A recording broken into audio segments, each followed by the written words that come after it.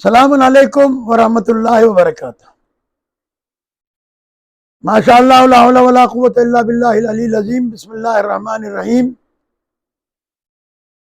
قال النبی صلی اللہ علیہ وآلہ وسلم مثل اہل بیتی کمثل سفینۃ نوح من رکبها نجا ومن تخلف عنها غرق وہوا۔ پیغمبر اکرم صلی اللہ علیہ وآلہ وسلم نے اس حدیث میں ارشاد فرمایا کہ میرے اہل بیت کی مثل نہیں، مثل سفینہ نوح کے جیسی ہے۔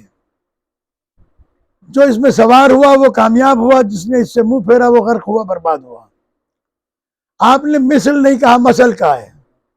مثل اور مثل دونوں میں فرق ہوتا ہے۔ مثل ہوتا ہے ہم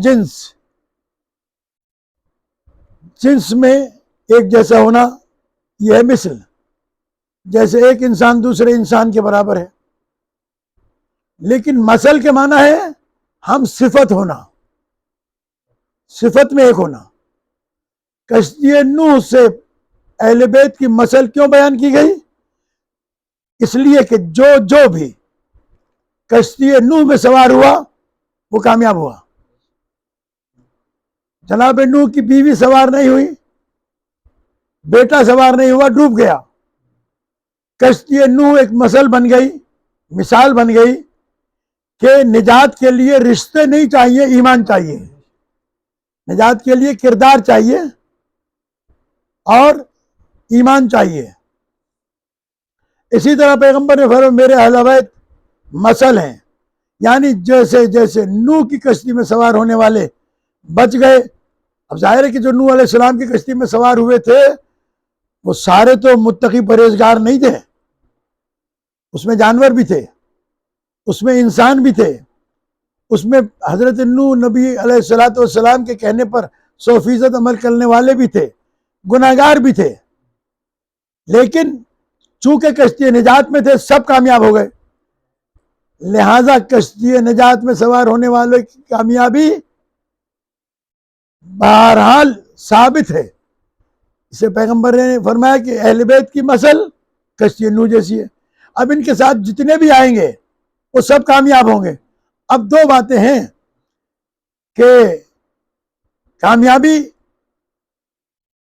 پیغمبر نے فرمایا کہ لو اجتمع الناس علی حب علی بن ابی طالب لما خلق اللہ النار، کہ اگر علی کی محبت پر ساری دنیا جمع ہو جاتی تو خدا جہنم کو خلق نہ کرتا۔ اب یہ کہ لوگ کہتے ہیں کہ بھائی نیکوکار تو جنت میں جائے گا، سمجھ میں آتا ہے، بدکار جنت میں کیسے جائے گا؟ تو اصل میں جنت میں جانے کے لیے نیکوکار یا بدکاری کی نہیں، مسئلہ ایمان کا ہے۔ اگر ایمان ہے تو نیکوکار بھی جنت میں جائے گا اور بدکار بھی جنت میں جائے گا۔ فرق اتنا سا ہے کہ جسے ہمارے بہت ہی بزرگ عالم دین مولانا خطیب اکبر مرزا ہندوستان کے تھے، بہت بزرگ عالم تھے، مرزا محمد عطر اعلیٰ مقامہ، ان سے کسی نے یہ سوال کیا کہ مولانا کیا اہل بیت علیہ السلام کے چاہنے والے سارے جنت میں جائیں گے؟ کہا سارے جنت میں جائیں گے۔ کہا یہ بدکار؟ کہا یہ بھی جنت میں جائیں گے۔ کہا نیکوکار؟ کہا یہ بھی جنت میں جائیں گے۔ کہا کیسے جائیں گے؟ کہا ایسے جائیں گے کہ جو دنیا میں سیدھا علی کے پیچھے چلے گا وہ سیدھا جنت میں جائے گا، جو دنیا میں وایا گھومے گا وہ جنت میں بھی وایا جائے گا، یعنی سزا بھگت کر اپنے گناہوں کے، اپنے اعمال کی سزا بھگت کر جائے گا، لیکن جنت جائے گا۔ لہذا یہ کشتی نجات ہے، اس میں سواری ضروری ہے، اور اس میں سواری کے لیے شرط یہ ہے کہ جیسے اہل بیت علیہ السلام سے محبت کرتا ہے اسی طریقے سے اہل بیت کے دشمنوں سے نفرت بھی کرے، اہل بیت کے دشمنوں سے پرہیز بھی کرے۔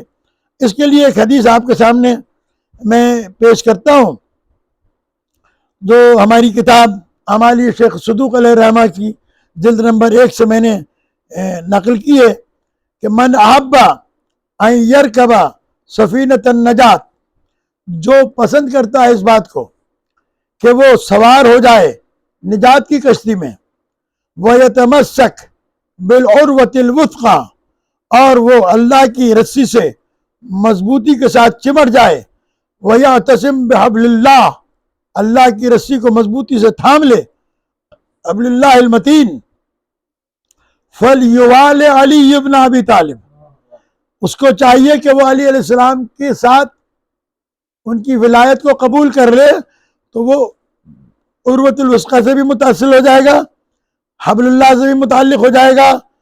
فَلْيُوَالِ عَلِيًّا بعدی، میرے بعد علی سے محبت کرے، اس سے اس کی ولایت کو تسلیم کرے، وَلْيُعَادِ عَدُوَّهُ، اور اس کے دشمن سے دشمنی رکھے۔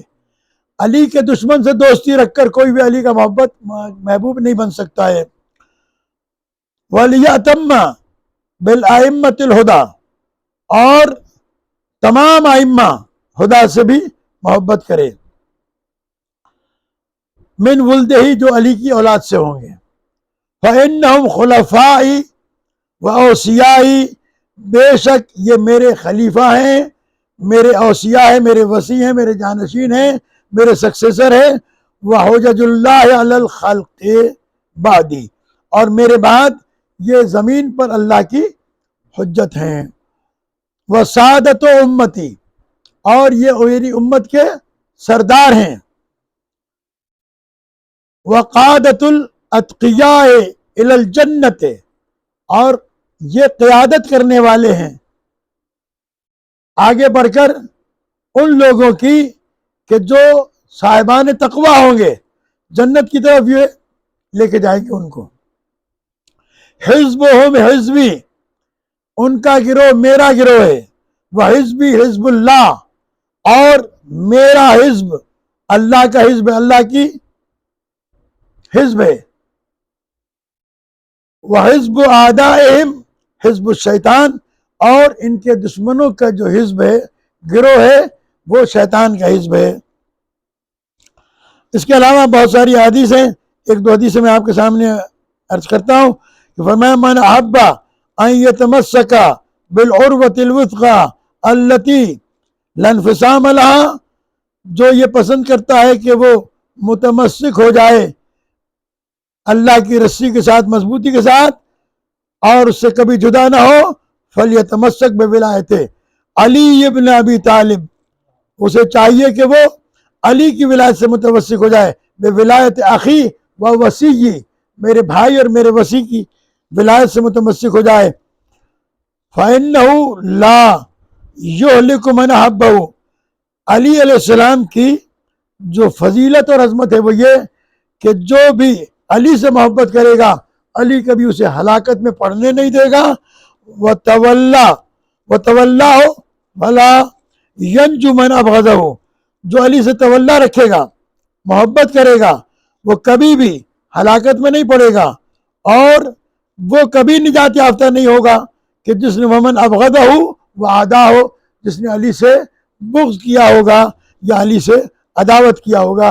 بھائی یہی بات پیغمبر اکرم صلی اللہ علیہ وآلہ وسلم کی اس حدیث سے متعلق کہ علی علیہ السلام سے محبت کرنا، اور محبت کے معنی یہ ہوتے ہیں کہ ایک چیز یاد رکھیں کہ محبوب کبھی اپنے حبیب کو ناراض نہیں کرتا۔